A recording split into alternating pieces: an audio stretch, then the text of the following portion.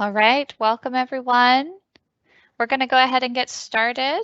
So I want to thank you all for joining us here today. I know your time is really valuable, and we have some really valuable things that we want to share with you today as well. So our guest speaker is here with us. We have Krusha Sahjwani. She's ready to go. She's got a lot of really great information for you. She's going to share her story of what it means to succeed in the social space. And her personal journey has been driven by her content sharing journey. So we're really excited to have her speak in just a little bit here.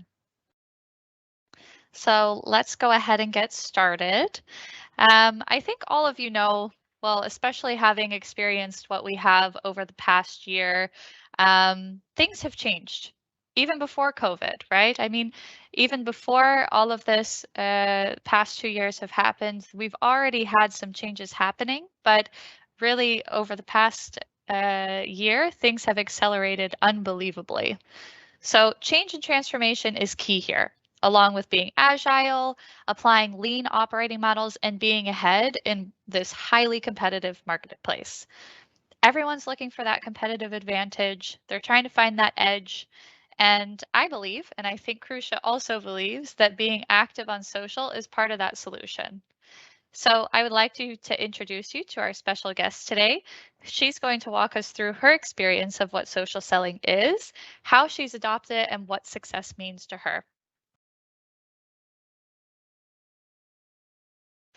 So Krusha, I wanted to officially welcome you and introduce you. How are you doing? Are you ready to get this started today? Yeah, I'm excited. Long time coming. Thank you for Yeah. having me. We're really happy to have you here as well. So thank you for joining us. We're going to keep the audience in suspense just for a little bit longer. I do want to do a couple of quick housekeeping things and set the stage for you, but we'll be hearing from Krusha just shortly here. So thank you for being here, Krusha. We really appreciate your time. And for everyone who's joining the call, we're officially kicking off the event. I do want to say, please mute yourself while we are here. And then at the end, we're going to be addressing all of the questions that you have along the way and be able to answer anything else that comes up. But for the presentation, please do keep yourself on mute. Um, Great. Let's get started. This is what's on the agenda for today. The first point we're going to cover is why social selling is important for you. Why should you care? And what are some steps that you can already start taking today? And that's where Krusha is going to take over and take you along her journey. She'll be speaking about how she got started on her content journey, the development she's made over time. She's going to also talk about from like a more analytical perspective, going into some of the impact from taking a more strategic approach with her content posting and sharing. Um, she's going to embed like some tips throughout the presentation as well and best practices she learned along the way so that you can learn from her success as well.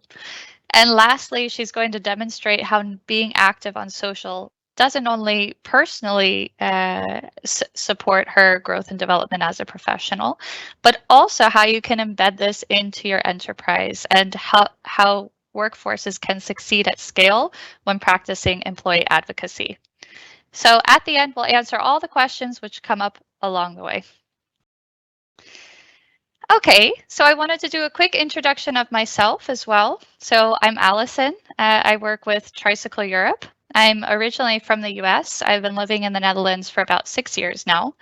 I live in a smaller city called Zwolle in the east of the Netherlands with my boyfriend and my German Shepherd dog. I'm a customer success account manager with Tricycle, and one of my personal objectives is to help people discover and apply new strategies to achieve their personal and professional goals. And that's really what I do here at Tricycle. Um, Through my life experiences, I've learned the importance of nurturing relationships, keeping an open and always be learning mindset, and creating a strategic structure for achieving your goals. So that's really what I bring to supporting our clients at Tricycle. And what we do as a company at Tricycle, if you don't know us already, we help build the foundation for large corporations to win in the social space. And our entire team, well, they're more than dedicated to that. At Tricycle, we believe the future will be shaped by how people use digital tools and social platforms to adapt to continuous change. Over the last 6 years, we've helped thousands of sellers, marketers, partners, and executives to implement the Tricycle methodology. We've already helped companies such as Microsoft, Accenture, Citrix, and Visma to establish their digital foundation to keep them at the top of their industries. We're an ambitious company with a great team who's committed to activate success. We're only getting started. So, great to have you all with us here today and to introduce you to the power of social selling. We can get to that point already by starting to analyze what your current relationship is with LinkedIn and other digital tools. What relevance do they currently have for you? What have you heard others doing? What does that mean for you? So we really want to give you some value here and show you how you can fully leverage the social space. And that starts with looking at how you already use the digital tool and social platforms and understanding the potential for what you could be doing to achieve even greater success. So let's already hear from you. I want to get you all engaged now. There are always challenges we face when we launch into a new strategy, a new campaign, a new business operating model. And what we're curious to hear from you is, what are your greatest challenges for implementing a social strategy in your B2B? So we'd love to hear from you. Oh, execution. We have a first submission. Execution. You can take your phone, use the QR code to enter the code and let us know. Let's see. You can enter, or you can go to the website here, slido.com, and enter that code right there.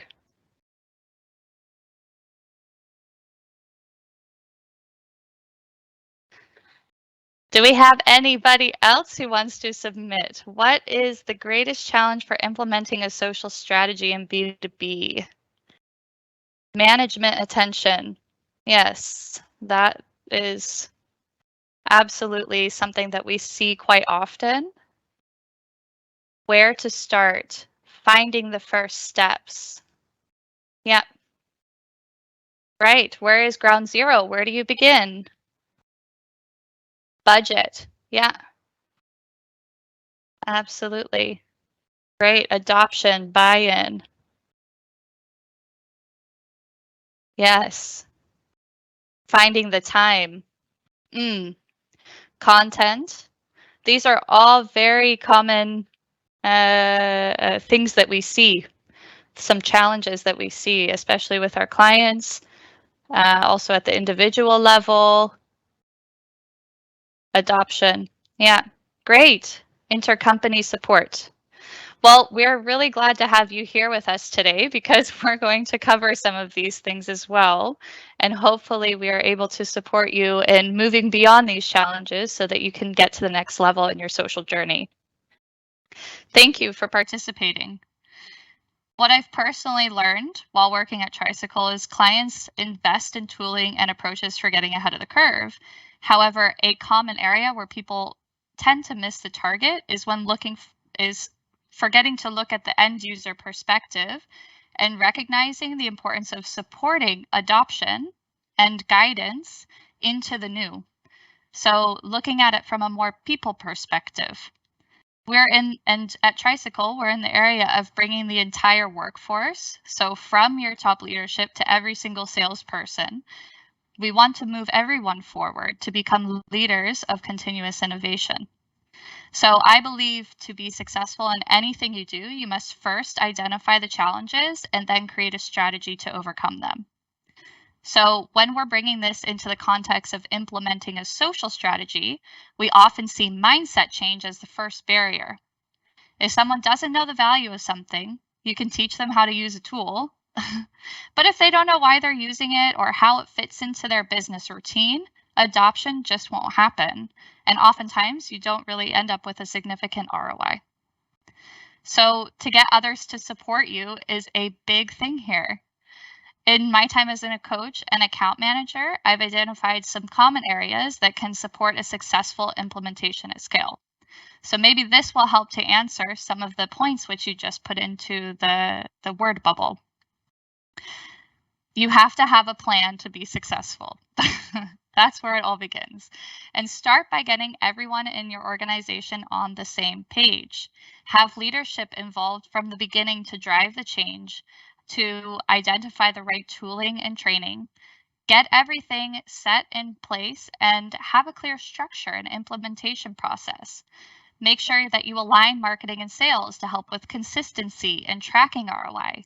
And make sure to get and have support for making a sustainable change happen, sustainable adoption. So there's a lot of moving components in all of this, and you have a lot of different parties involved in order to bring everyone forward together. And in this process, what's really important is to not forget to be authentic, right? Once you become more transactional, you're going to affect all of the efforts that you're putting into it. So it's important to remain authentic throughout this entire process. So I've mentioned the tricycle methodology a few slides ago, and I wanted to just dive into what that means. So we try to keep it very simple. We boil it down to 3 different pillars: branding, connectivity, and engagement. And if you're doing all of these things well, you will see results. So this is where you can start to find focus and how to get started. Our guest speaker, so Krusha, she's going to be talking about what she's experienced about being active across these pillars, and she's going to show you what success looks like in relation to these pillars as well. Okay, so then we can bring it even more practical for you to be able to get started today. One thing I keep reiterating is authenticity, and that's at the core of what we should be doing on social. We should be our authentic selves and be looking at the basics. Be respectful, have integrity, foster trust, be less transactional, and have more conversations. Focus on empathy, build our network to be more this exchange, this ideas, position yourself as thought leadership, and really engage with the power of your network, okay? So it's not that different from what you already know, okay? What social selling means to me is actually just applying what you already know in a new environment, okay? We have all been able to build relationships and nurture relationships in an in-person type situation. And being active on social is just bringing it into a new environment. And so it's just a new skill that you need to learn how to do, but the basics remain the same. So that's what social selling means to me. It's leveraging your network, finding the right people, building relationships, and through engagement, you're going to achieve some business outcomes along the way. And if you actually translate that into an in-person situation, you already know how to do it. So it's not that far off. It's just a few new skills that you need to learn how to do in a new digital environment. When we are working with clients, sometimes they ask us, okay, well, what type of goals can you have on here? You know, to give a little bit of context of what we can aim for. From my experience, some examples from clients and customers are listed here. This is where you can refine your focus and get more active on social to streamline the achievement of your goals. Once you've established these, you can simply add in your own personal KPIs to each goal and then have a measurement tracking your own success. For example, let's take growth of a quality network. Take a zero measurement of how many connections you have within a specific company. Focus on increasing the amount of connections you make within that company and track the growth over time. That way you can start to gauge and measure the impact of what your social footprint is having. So hopefully seeing a couple of examples like this makes it more relevant to you.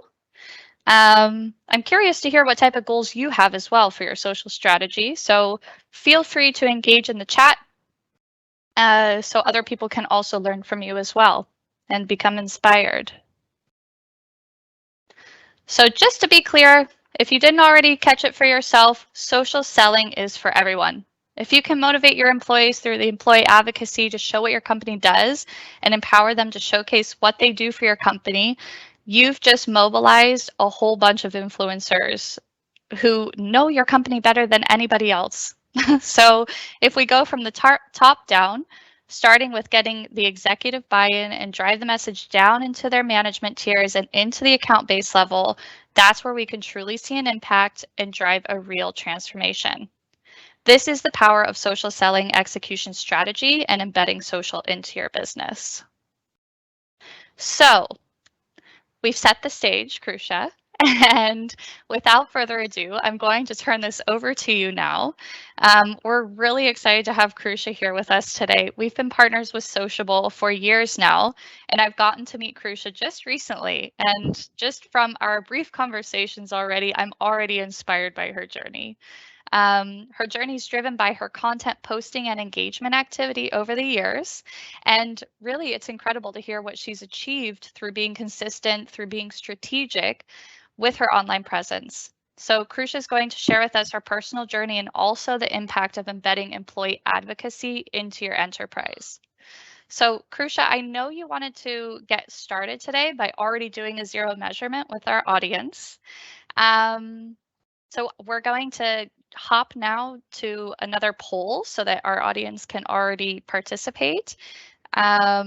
For the audience, this is a great way for you to understand where you're currently at so that you can already start to build out a strategy for where you can start to grow from. Okay, Krusha, I'm going to hand it over to you now. Great. I'll probably do more of the talking after the poll, but maybe a very quick non-work introduction first. So I'm glad Allison didn't brave saying my full name. So if you want my full name, it's Krusha Sahjwani Malkani, which is way too long. Uh, so we have long surnames, a lot of us. I'm from India in Bombay, and I'm married. So I have two surnames now, and that doesn't make it any easier. So we'll stick to Krusha.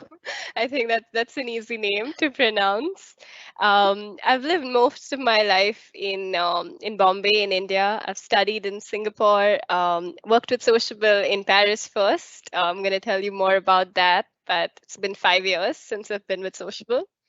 And outside of that, if you need to know anything about me, I love writing, I love dancing, and I am very scared of dogs. And maybe a lot of you are going to hate me for that and leave the webinar right now, because I know there's a lot of puppy and dog lovers that we have. I love them. I'm just terrified. I thought maybe you should know that about me so that now you can open up and tell me where you are at your content journeys now that I've shared a secret.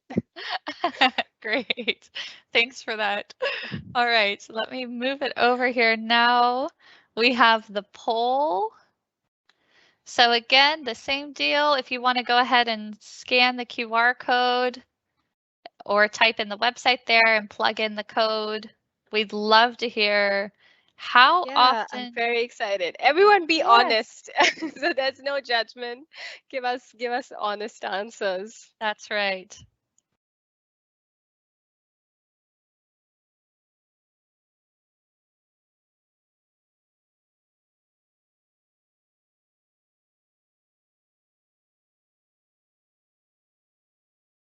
Monthly, not at all.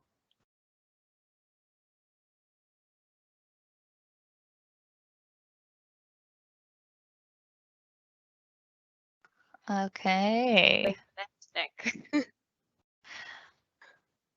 there we go. Okay.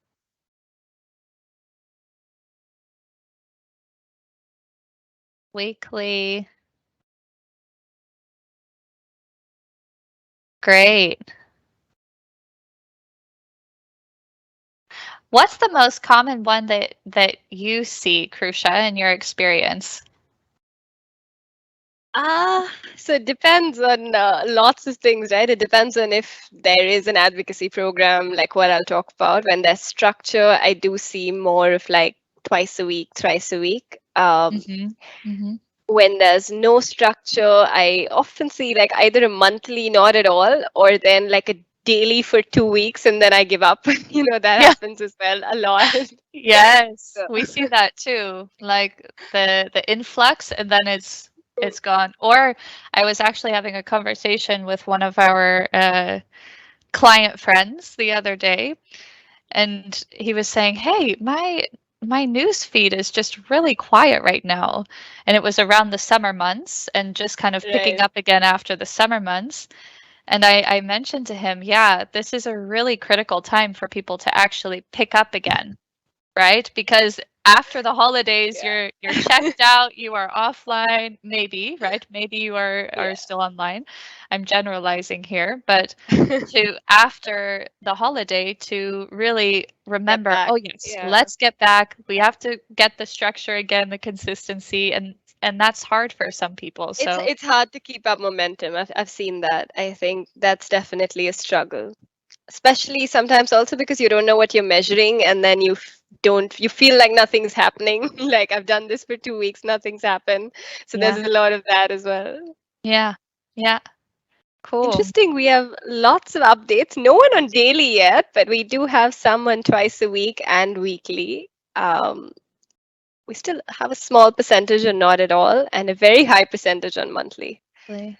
Yeah, interesting. Interesting. Yeah. So what would we ideally like to see here? So maybe I'm not gonna answer this now, and I'm gonna like talk through my content journey and tell you how that's evolved as well, because I don't think there's one right answer, but I think it's just about finding what works. So I'm gonna try to do Great. that. Oh, cool. Okay, good. Well, thank you everyone for participating in this poll as well.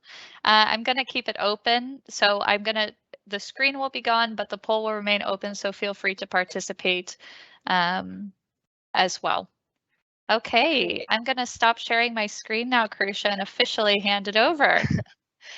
Thank you. I'm gonna quickly share my screen, and if you could be kind enough to let me know that you can see it. We can see.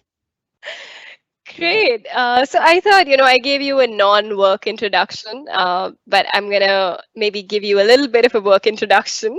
Yeah, So you've heard Sociabble a few times. Of course, Allison, you know what we do.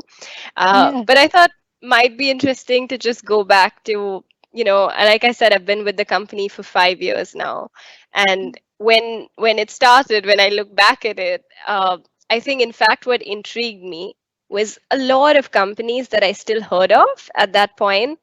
There was a lot of social media not to do, right? What you shouldn't say on social. A lot of companies didn't even allow social media in the office.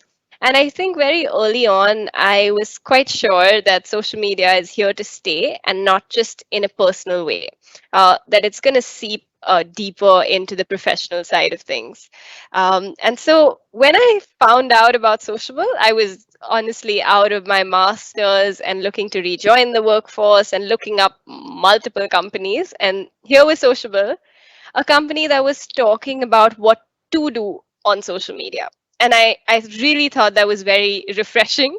And that's what hooked me on. I was like, okay, there's something here because I really didn't think, I didn't understand why companies, now I understand. I've heard all the apprehensions, so I know what it was. But at that moment, it was just like, why is it seen as a one wins and the other loses, right? And then when Sociable spoke about the fact that being on social media as an employee, like being present on social media, is a win-win for the employee and the company, it just resonated with me. I was like, yes, like this is how it's supposed to be. So that's why I really decided to take the leap of faith, move to Paris for a bit, and join Sociable, because I really thought, believed that much in what they were doing.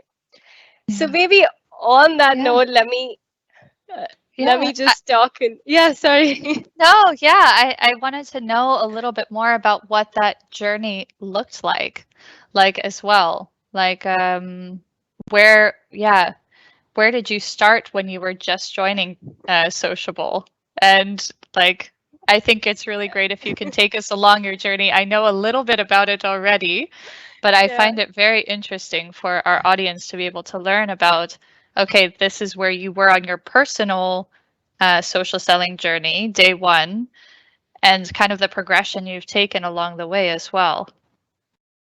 Sure, I'd say I was on zero when I when I joined Sociable. So, which is why I love talking about this because every time you see someone's profile with a lot of followers or a lot of engagement, and your mind just assumes like something worked out for them, or that's how it's been for them, right? And it's really not. So I think I'm a Yeah. great example to say I was nowhere in the picture. I had a LinkedIn profile, and that was it. I don't even think the picture I had was a professional one. I remember it was one of my friends in college who was a good photographer took a photo of me, and I put that up. So it was reasonably okay, but not great in hindsight. There was basic profile that added like my basic credentials in terms of where I'd worked prior to my masters and my master's scores, all of that. But that's it. It was very to the book, right? There was Right. nothing personal Right. about it. There was nothing in the about section. There was just nothing I would do today. So that was where I started. When I joined Sociable, my first steps were very, I'd say, sales focused, if I have to be honest. So my reason to get active on LinkedIn, for example, was very sales focused. It was for two reasons. One is I was finding people to sell to, right? Like most sellers. And LinkedIn was where apparently everyone was supposed to be. So I kind of was trying to reach out to these people, find the right people, send some messages, use the in-mail, did all of that, right? So that was one part. And simultaneously, I was exposed now to the sociable platform because, of course, we practice what we preach. So I was introduced to this employee advocacy program. And if I have to just for the benefit of everyone, explain what an employee advocacy program is, right? It is basically you have a tool in place where the company uploads all their content, which means when the company is doing anything on social, be it recruitment, be it awards, or be it industry content, you make all this content available to your employees to then share to social media. So here I was introduced to this program, and I think that was my first step. So if you see company content here, of course, this is a more recent company content. I didn't go all the way back. But the idea was that was my first kind of content sharing, where I was given content on my sociable platform about what my company was doing. So whether we had released a white paper, a blog post, we had won an award, we were recruiting, those were the content pieces that were made available to me. And all I had to really do is click share, right? So that was the first thing. Slowly, what I started doing, still on the company content, I would click share, but I started like adding my voice to the caption a little bit, editing a few Yeah. words. We were encouraged to do that. I'm I was sure you gonna will. ask you. I was gonna say in that first period, did you put any caption at all? So the good thing about the tool, right, is that the caption is suggested to It's you. oh, You do have an okay. Yeah, you had option the to, automated yeah. So suggestion. Okay, yeah. exactly. So the beginning, it was just like using that suggestion. Yeah. But of course, we were pushed internally, again, practicing what we preach that, add your voice to it, say something different, right? It's not a copy paste. So I started doing that, and that helped. I did see that helped my engagement a little. So I'd say that was step one, just company content. Yeah. And then we move to all the good advocacy programs do this, and that's what we tell our clients as well. Don't just give company content, add good industry content to the content mix. And I was lucky that because my company advocated exactly this, that's what they did, right? They gave me content about what's new in employee advocacy, what's new in social selling, what's happening in digital marketing, what's happening in internal communication. So I had these kind of contents like, 3 tips to help your content strategy for advocacy. This is something I started sharing again because as step two, this was easy. It was an easy transition because again, I had ready content. I had all this industry content that was approved by my teams who were experts in the field. And all I had to do was add my take on it in a caption and share it. Right, so that was I think an interesting step too. I feel like a lot of companies sometimes hesitate doing that because they feel like their only benefit is if their companies talk about them, Mm, but the best ones realize that you need industry content as well, and it doesn't only benefit the user, it benefits you as right. well. Because at the end of the day, the reason employee advocacy works so well is because organic reach is high. The moment you start spamming, it loses the reason it works. So I think a good mix of content is a good idea in terms of strategy. Um, so that was company, step one. Then there was industry. And I think then, and when I say then, it took a while, I think, to move to my native content creation phase. But we had an in between. So there was this content that was given to us, right? Industry company. And then Sociable also has this feature where you can suggest content, right? Which means, okay, now I can start experimenting with creating content myself or finding the right industry content, but it's getting vetted by my company, by my admins. I'm suggesting it, which means I'm doing the work, but I'm getting this vote of confidence that you're doing a good job. Like this content piece is okay to share, right? So that was my in between step to native sharing. And after that is when I think, as you said, things have really accelerated over the last year and a half and 2 years. And I think that's where my native content sharing picked up as well. Mm, And that's when I moved to native content sharing. And I have generally two kind of buckets of it. The first was I started doing again in two steps. I started doing more native content creation that was still around my industry. So if you see the example of the post here, it was just a thought that came to my head that actually today when a company has funding or someone has a new billboard in the Times Square, uh, I don't get that news anymore from the news. I got that news because the top management or just an employee at the company had spoken about it on LinkedIn, right? That's where I saw it and got my news. And that's actually why advocacy works. So I'd say that was what I started doing in terms of native content. And then my love for writing took over after that, where I finally started then just creating native content about other subjects as well. This was because I love to write, so just writing a thought I had. Clearly, I have too many thoughts, so just writing that. Or, I read a book and thought through that, or learning through that, or just the recommendation. So I started doing this. But even here, I have to say, I would when I said that people start and then they give up, there's a reason. It is overwhelming if you have to remember every day sometimes to post a piece of content, right? Because the day does get the best of you for all of us. It just happens. You can have 3 good days where you're really like good about it, and then on the fourth day, it's just like, okay, I cannot make the time for this today. Right? It's just not a priority. So again, for me, the fact that I had Sociable where I could schedule things whether natively or yeah. like reshares, that really helps. So even today, you'll see 9 a.m. India time, I have a native content Yeah. piece. Now it's been a few Yeah. months, so I'm gonna like pat myself on the back to just have stuck with it for a few months for the first time native content. And because this is content that's not provided to me, this is what I'm creating. But Right. how I do it, and if that helps anyone, is I find a day where I have some time, whether it's a weekend or a small part of a weekday, and schedule all this content for 3 weeks at one go through the tool. And then it takes Yeah. care of it. So all I have to remember to do then is engage with it. That's all.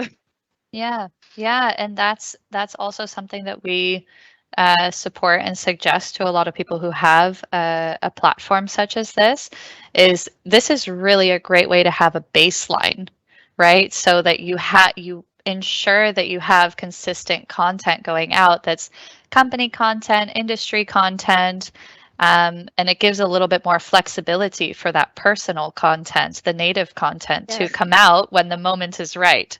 Yes. Yeah. Yeah, I mean, I think I'm glad you said that because maybe this might sound overwhelming to some people as well. But just this is just what I do. What I do is when I have a thought, it's not necessarily that I have the thought when I'm scheduling my content. So I have this habit of scribbling notes on my phone or in a book, when I have a thought. So I have like a LinkedIn notepad over there that I have a thought, it's here. So when I sit to create content, it's not from nothing. It's from all these thoughts that I've had, ideas that I have. And now I just need to put them together, think of a few new ones, and I'm done for the month. And the tool lets me kind of do that. So Yeah, and another tip that I've used before is doing a voice memo to myself. a So, lot of people do that. Yeah. and because another thing with writing native content is some people find it challenging to type their thought because it Yeah. turns into a different type of language. Whereas when you're writing native content on social, the idea is to be as authentic as possible. And so you want to capture as much as you can of your true voice in your posting. And I've had that happen also with posting, but also with writing LinkedIn summaries, where if I sense that a customer is getting blocked at some point, I say, okay, let's whip out your phone, or I do it on my Mhm. phone. I press the record button. I say, tell me what you want to say, Right. and then you can go back and transcribe it, and you can edit Yeah. it and copy, like draft it. But having the authentic message can sometimes be helpful if you use a voice memo as well. I think that's a very good point because I've often been asked this question. Like for people who know me, of course, people who don't know me may not know that, but for people who know me, a lot of them know I like to write. So there has been that question that, I mean, I don't like to write, so you like to write, which is why this works for you, right? And I think what you Yeah. said there is a really good point. So I remember hearing this in a podcast where it said each of us have one preferred way of consuming content as well, right? Which means if there's a nonfiction book about how to do social selling, I might like to read the book. You might want to watch a video, and someone else might want to listen to a podcast, right? So it's very specific. But what that means is the doors are open. So maybe, firstly, when you're creating content, the tip you gave really helps. Like that works for so many people, but it doesn't work for me. Like I need to write it because that's just how my brain works. Even like Exactly. the tip, but Exactly. even when you're creating content, like I do it in text form because that's the form that comes easiest to me. But today you have so many options. Like, you create videos, just talk. In fact, sometimes they work better. So if you're good at it, go ahead and do it.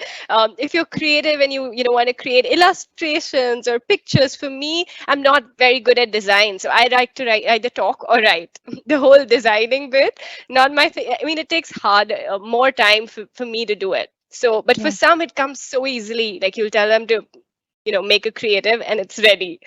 Yeah. So explore, I'd say, the format that works for you and mix it up. Yeah. I also want to say, definitely do what comes easy to you, like work on what's best for you. We have always been told, work on your weaknesses, but I think work on your strengths, but explore your weaknesses. So, for example, I do content creation on Instagram as well. That's pure writing. That's for my like personal writing. And Instagram now today, for example, pushes reels instead of text.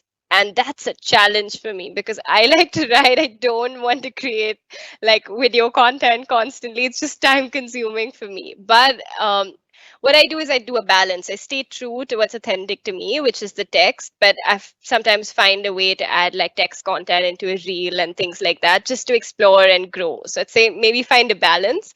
Yeah. 80% what you're good at, but leave the 20% to explore like new things. Yeah. Yeah, exactly. And that can also be really fueling create a new creative Yeah. way for people to showcase themselves in this space. Yeah, maybe Yeah. you'll hit your head on the wall the first 2 days, but the third day you'll be really happy with yourself that you created something out of your comfort zone. It can work like that, right? I wanted to follow up on your journey. So you gave us a nice overview of these four very clear steps of what you've taken, and I think that's also really valuable for our audience because we already saw in this first poll that we took where to begin. Where do I start? And I think a lot of people face that challenge of how do I even just get started? So this is a really great accessible way for people to explore their comfort level, right? To start maybe at a place that is a little bit closer to their comfort level Yeah. before going immediately into native content. I Yeah. mean, yeah, great for you if you can go that into native Yeah. immediately, but That's that's generally where sometimes it's like you start and then you hit it because it's too much it's at too first much. go. So Exactly. Yeah. So it's good you laid out a nice clear process and people can identify maybe where they're at on that journey. But let's do a little bit of an analysis. I'd love to hear what happened from both a soft, if you want to say it that way, a soft analysis and a more data-driven analysis of what you recognize from the engagements of your post, but also from the data, what you saw. So maybe you can walk us through some of that about looking back along your journey, what you recognized. wow, as they say, it always makes sense in hindsight. So I'm gonna say this today, but I definitely didn't know everything at that point. But if I look at it today, I think a few things that so maybe I spoke through the content bit, right? Which is definitely something that's spoken about. Like you need to post consistently, but there's a lot more. Like it's just one piece. It's a very important piece, but it's one piece of the puzzle. So what I've noticed, a few things that helped. One is adding the right people to your network, because you might say amazing things, but if there's no one to listen, then that's a problem. So make sure you add the right people from your industry into the network. One, so that your content is exposed to them, but also so that you're exposed to their content, because you never know what inspires you when you learn something new. So I think it cannot only be about the numbers. It has to be about the fact that you're out there giving something of value and then you're taking something of value back. So I think definitely adding the right people to my network helped. I'd say that evolved. So in the beginning, and I'll be completely honest here, in the beginning, I would, just add maybe people I wanted to sell to at the beginning, because I thought this is going to work really well with them. They should talk to me about this, but that's just not how it works in the immediate scenario. So you also need to just add people, industry leaders, people in your country doing, interesting things. Just the globe. It's such an, I mean, I've come across amazing people who are talking about diversity and inclusion in 5,000 miles away from me. It's just so cool that you can have all this and be exposed to that. So that's a soft learning for me. Something else that's a soft learning is engaging with other people's content as well.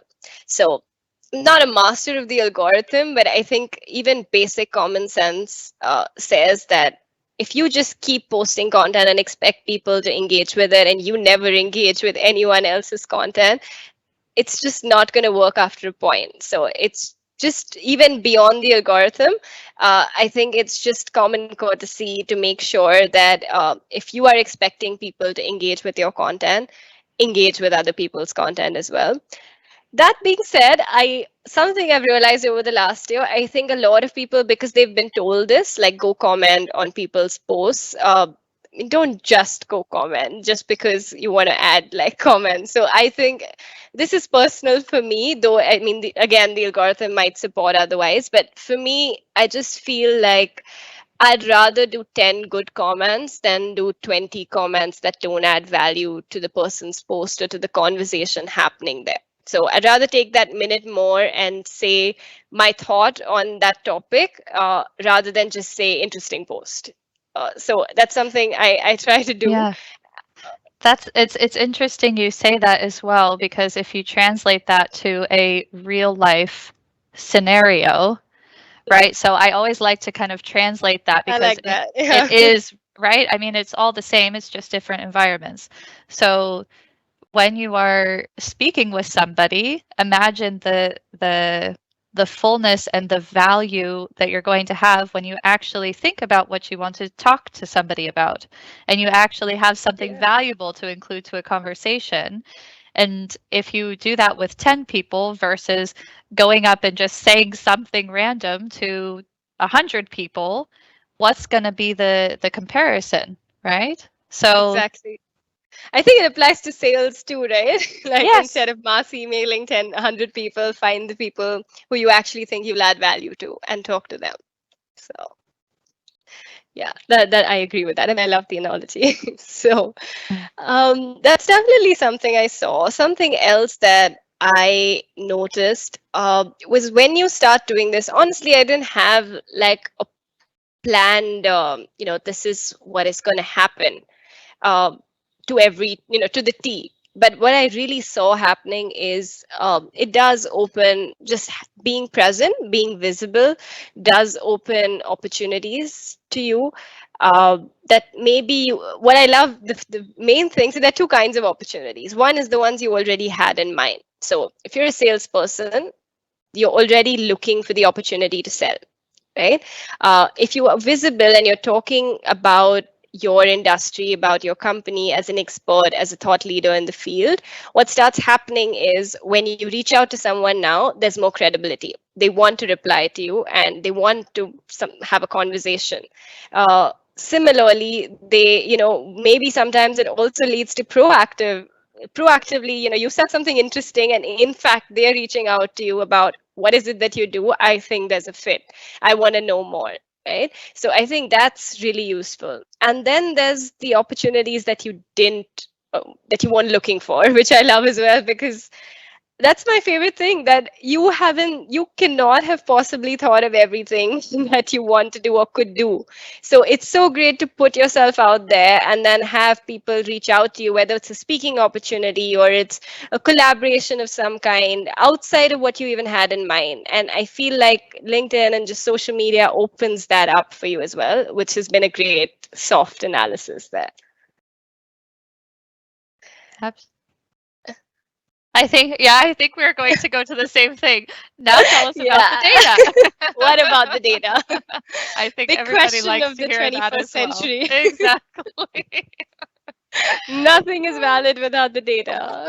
So, no, I'm happy to. And I think this is good that it's coming from me, because I have to admit, I'm always someone who is looking for the softer advantages more, right? They just speak to me more. Like you tell me a story and I'm just drawn to that. But even for someone like me, through my journey, I've realized how helpful data is. Because at the end of the day, while the soft benefits will tell you when things start going really well, right? In the interim, while I get to a point where I'm getting proactive requests and opportunities, how do I know what's working?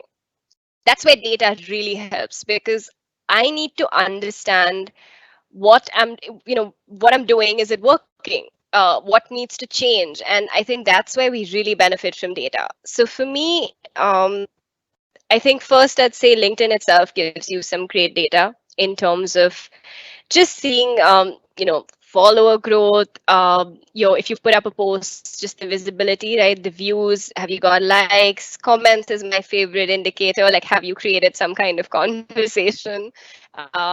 So those are definitely, I'd say, data points that I looked at. I'd say I didn't look at them very closely. Like I didn't keep going every day and have a look, because I also think we shouldn't obsess over it, because that can cause fatigue. But I think you should have a timely approach to look at your data, to understand where you stand, and look at it not for the sake of just looking at it and judging the number, but for taking insights from that data to change what you can do. So on LinkedIn, you have other ones as well, like your social selling index, which I love, and I know you guys do a great job of analyzing each one of those parameters. But you have it broken up, right, into building relationships, into increasing your network, things like that. And I could see which one I'm doing better at. That's a good indication as well. And where do you need to improve? So what's going right? What's going wrong? And I definitely had the benefit of the Sociable platform, which helped me immensely. One, because I didn't have to go anywhere else to look at data. I had everything here where I was sharing my content from. But also, I got more business stats, which was useful.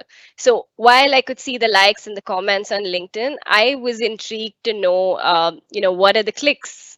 That's what businesses pay for, right? On social media, you pay per click, cost per click, CPC. We keep hearing it. So on an individual level as well, what are my posts that were getting clicks? Or what are my hot posts, as we call it at Sociabble? Like this week or this month, what did I share that did the most well, in comparison to clicks? So I think that helped me even look at content strategy. And you can really break that up into every bucket that we discussed before. So take your company content and see what company content is working. Maybe your recruitment, employer branding posts are working for you more than your white papers. Or maybe your white papers are working more than the direct sales product content that you're sharing. And then when you come to industry content, again, maybe a certain topic is working for you more than the other. And when you're creating natively, again, like maybe you need to choose a niche, or is talking about different things working for you, right? So I think that's something that really helped me understand what's working. And then, of course, and this is something we can chat about more, but the stats are super important from a company side as well, right? It's an integral part of the company. I want to make sure that what I'm doing is adding value there as well. And I think this helped me see that, like, am I generating leads for my company? Am I getting website traffic to my company? How is my personal brand adding value? Because this ties back to my first thought, right? It's a win-win. It's not that I win, they lose, they win, I lose. It's really a win-win. So this helps Yeah. me like confirm that. Yeah. Yeah, and I think that that's a great segue into discussing how this can be beneficial and how this can work with enterprises as a whole and a workforce. Um, so when everybody is practicing this, how can that work in a bigger picture, in a bigger setting? And one thing that you mentioned was the clicks, and I remember this being like a very common thing when I'm working with our clients, and they're like, "How can we measure ROI? How can we measure ROI?" Right. And I'm like, "Okay, let's get creative here. Let's talk about clicks." Yeah, Right?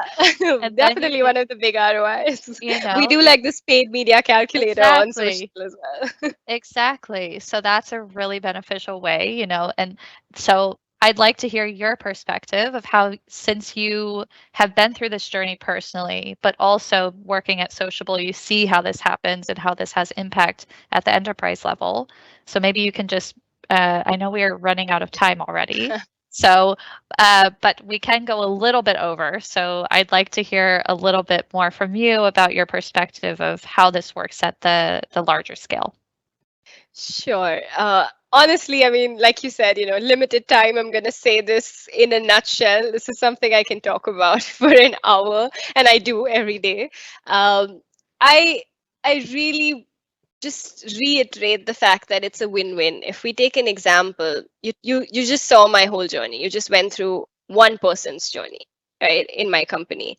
And you saw it started from no content sharing, but when you were given the right platform and the right coaching and the right support, it could get you to a good engagement rate, right? So now imagine that replicating with a number of employees. So if you have 200 employees, if you have 500, if you have 1,000, 10,000, 100,000.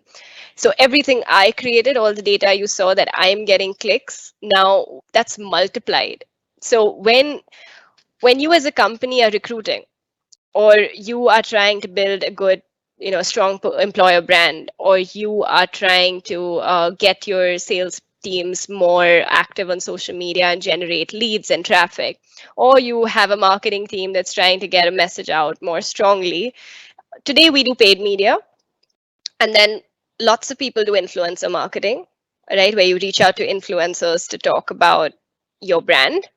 But the best influencers you have are in house. These are people that if you engage them well, organically, they will take your message out and it will be trusted. Because if I'm working in a company and I'm talking about it positively on social media, that's just strong, right? We all know how much reviews of employees count when you're joining a new organization. So imagine that from, if I'm going to, I want to partner with you, I want to become your client, or I want to join your company. So I think that's the effect that just an advocacy program can have at scale. We've done this with companies across sectors across the globe. So whether it's IT companies like an Infosys, whether it's Coca-Cola European partners, whether it's just like lots of companies across industry in the globe. And the one we talk about here is Freshworks. It's one that we worked on together, Tricycle and us. I think it's a great program. They have some of the most amazing sellers, like sales teams. And I think, as you can even see on the screen, right, within the first 4 months of the program being launched with, a handful of members, employees, they had more than 500 leads generated. This is where, when executive teams start listening a lot, because like you said, where is the ROI is a very common question. So there is an ROI to advocacy. That's the beauty. Like yes, you have all the soft elements, but you can actually measure everything. You can measure, are your employees generating leads? Are their social selling indexes increasing? Do they have more follower growth? Do you have more follower growth now? Is your content getting a higher reach today? Are you getting more website traffic? How much website traffic is increased on your career page, on your marketing pages? So I think there's already so much ROI, and it's only going to grow from here, as we know, with most things data and social media related. So honestly, if you ask me, I feel like the best time to do run an advocacy program was yesterday, and the second best time is today. So like it's I just love I that. don't see any good reason why we shouldn't do it. I love that. Ah, we did have a question come in, actually a couple, but this one is on the topic that you're at. Um, the question was, what do you precisely consider as a lead? How do you track? Okay, that's a great question. I mean, happy to. I'm not sure who this is, but definitely, if you want to reach out and have a one-on-one call to go through this in depth on the platform, I'm happy to do it. But to give you an example, what this means that today, I'm an employee of Sociabble. We use an advocacy program tool. Let's say they released a white paper. It was made available to me. I shared it from my Sociabble to my LinkedIn. Multiple people saw it, 20 people clicked on it, and two of them actually filled a form to download this white paper. There you have the two people who are a lead. This was in context to a marketing lead, but same could apply for sales, for recruiting. Cool. Thank you for that. Okay, just because we are already over, I think I'm going to move along here so that we can wrap up I'm and get gonna to the stop sharing my Q&A. screen.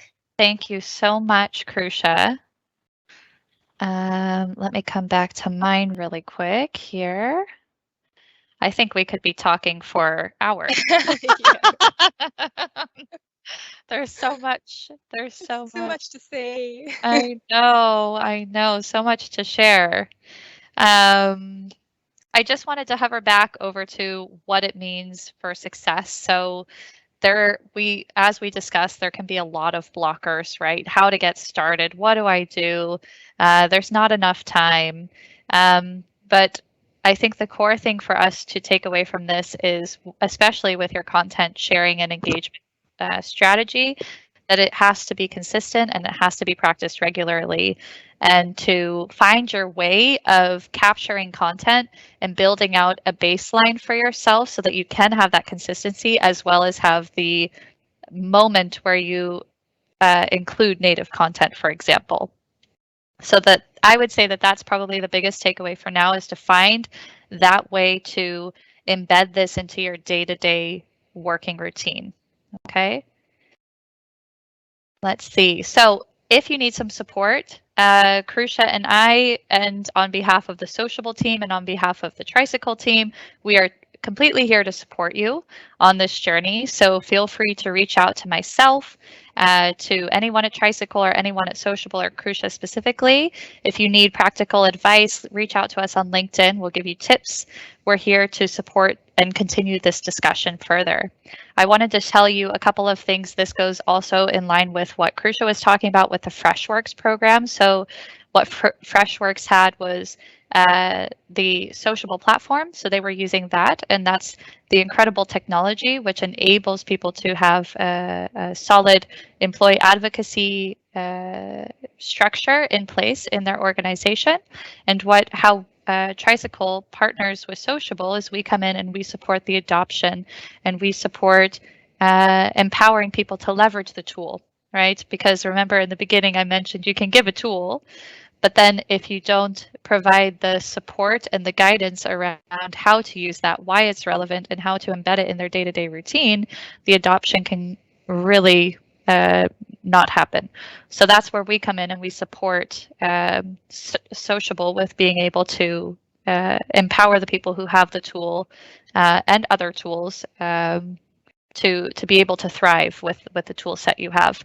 One of the programs that we do, for example, is a digital selling coaching program. So this is all of our solutions are made to measure and tailored to your specific needs. But this is just a sample of a structure that we can use, really getting everybody on the same page and aware of what it means to be active in the social space.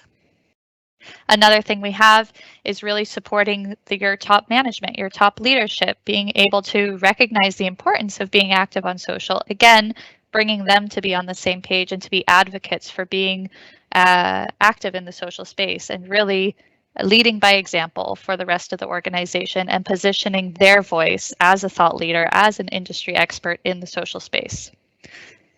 So if you recognize yourself to be an executive yourself and you say you need to get started, please feel free to reach out. We can absolutely help you get started. And not only that, but help you to thrive in the social space. So I'm just kind of speeding through the end here because I know all of your time is up now. So I want to close it by having a quick Q&A for those who are left with us. There was one question that got asked that we didn't go to yet, so we can start with that. And in the meantime, if you don't have questions, please connect with myself, follow Tricycle company page, connect with Krusha. We would love to continue this discussion with you. And now I open up the Q&A. The first one, Krusha, was how and where do you find the motivation to be sharing content on LinkedIn regularly? I used to share often because of work, but I kind of lost the habit, inspiration, motivation. Any tips? I think that's a great question because even though probably one person has asked it, I think it applies to a lot of people. It's a very common one. Um, I think something that definitely helps is having some kind of structure. Again, it's best if it's a tool that you already have in place. But the idea is, why I promote that so much is because you're right that work does get in the way. So if you have a place where you can schedule your content in advance so that as they say, what gets scheduled gets done. So if it's in your calendar, it's going to happen. But when you have to, in the middle of 10 meetings, suddenly get up and think of what to post and then go post, the expectation is just unreasonable after a point. So having to, being able to schedule it. And then if you're at the beginning of your journey, having ready content, again, just helps you push you enough to start seeing benefits so that you want to go to the next level of content creation. Yeah, and also I want to add to that, to find your motivation. Yeah. It's like to identify for yourself, why do you want to post in the first place? Like what? That's a very important one. Yeah. Right. And what is your personal objective for being active in the social space in the first place, right? Of course, yes, it's good to do for our company, but actually to go inside a little bit and say, okay, what do I want professionally for the next 5 years, 10 years, or even 6 months, whatever, and to create your own sort of objectives, right? So maybe you want to do more speaking engagements. Maybe you want to be a thought leader on a particular topic. And so that can also create some motivation for you to speak out and to talk about those things. I think that was a very good one because not just to get started, but I think that definitely helps you stick to it. Yes, because you know what you're doing it for. Yeah. Yeah, and you'll have a bad week. as with everything, you'll have a bad day or a bad week. And if you don't know your why, you could be very easily swayed to give up. I'm done. 100%. I was just typing to Javier, my colleague, who's helping in the chat to see if there were any more questions, because we personally cannot see that ourselves. So I wanted to ask if we have some more questions for Krusha or for myself. Okay. I think that there are no more questions. I'm just seeing really quick if I had any more questions while I have you here, and then we'll close up. Sure. Oh yeah, how long did your journey take? So starting from that, like, Mm, actually, how long ago then was it that you started at Sociable, you said? 5 years, so that's how 5 long years. the Okay, journey's been. so Yeah, 5 years from yeah, starting from doing from the company content yeah. to doing the native content, Yeah, right? like I said, I'd say the company and industry content phase lasted about 3 years. Like for 3 years, that's all I did. And I think that's what I mean to say, like, that's okay.